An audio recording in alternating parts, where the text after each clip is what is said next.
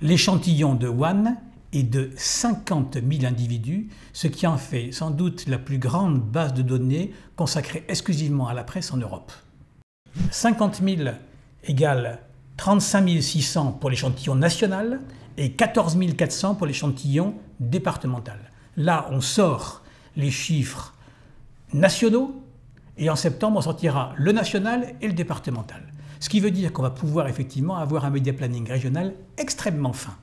Pour la première fois, on a séparé le recrutement de la mesure d'audience. Le recrutement se fait par téléphone, qui est le meilleur filtre pour qualifier une personne, parce que le téléphone est le meilleur système de recrutement. Il assure une très bonne représentativité totale au niveau géographique et une très bonne représentativité psychologique, notamment si on va chercher tous les modes d'accès au téléphone, les listes rouges, les listes habituelles, les lignes dégroupées et tout ça.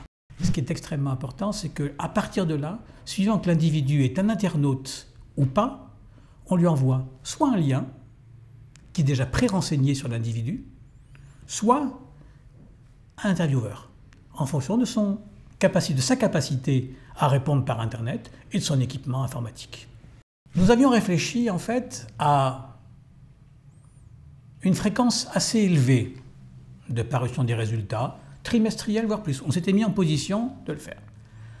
Après discussion avec les utilisateurs, agences, annonceurs, ils ont aujourd'hui préféré rester à un rythme biannuel.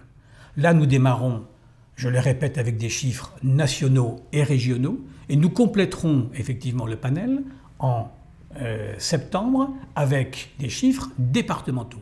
Puis, après tous les 6 mois, le marché aura à sa disposition l'intégralité de l'étude, nationale et régionale, en 2 bandes séparées, mais qui, nous ferons tout en ce sens, seront combinables.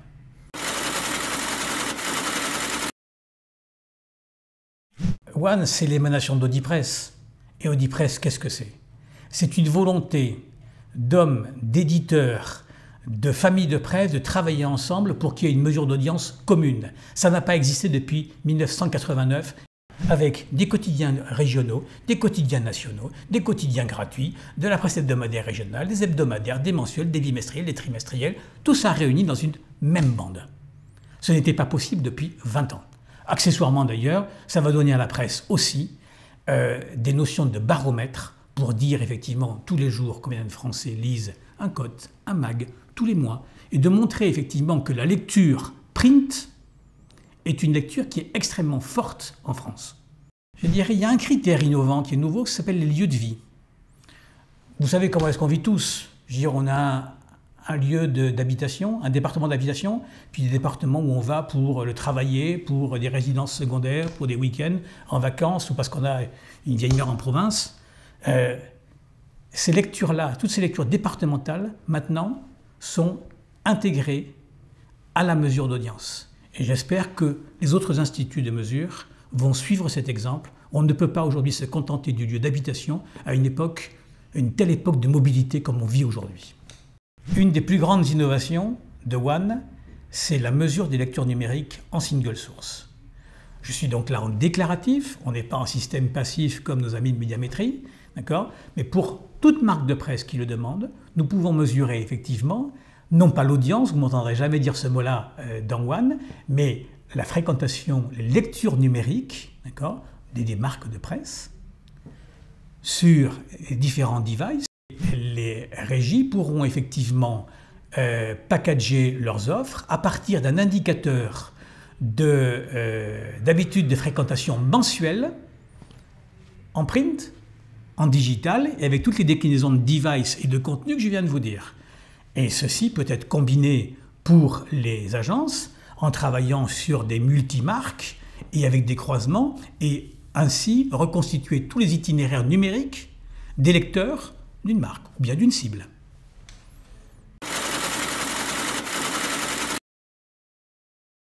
Vous savez, la diffusion, c'est une déclaration d'éditeur. Et l'audience, c'est une déclaration de lecteur. Ce sont 2 univers qui sont effectivement avec des séries mathématiques différentes. Ce qu'on appelle le taux de circulation est un résultat. Ce n'est certainement pas aujourd'hui une condition ou un facteur explicatif.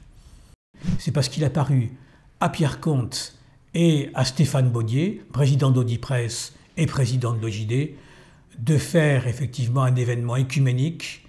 One est une vraie révolution et on est content que le 22 mars, effectivement, la presse prenne la parole sur cette révolution.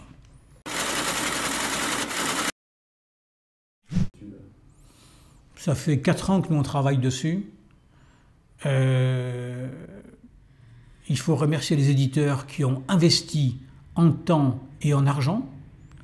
8000 interviews ont été faites pour tester les méthodologies, beaucoup de tests qualitatifs, beaucoup de temps passé pour une étude qui au final va coûter, il faut le dire, 4 500 000 €, c'est-à-dire moins cher qu'EPIC et AEPM.